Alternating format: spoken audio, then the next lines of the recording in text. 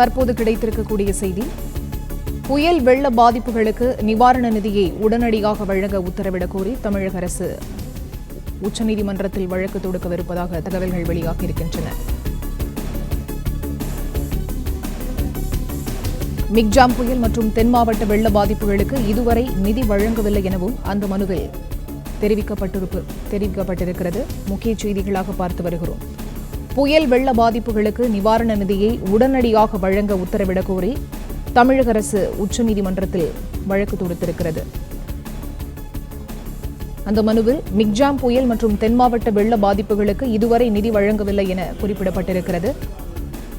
இடைக்கால நிவாரணமாக ரூபாய் 2000 கோடி வழங்கவும் மத்திய அரசுக்கு உத்தரவிடக் கோரி உச்சநீதிமன்றத்தில் அந்த மனுவானது அளிக்கப்பட்டிருக்கிறது.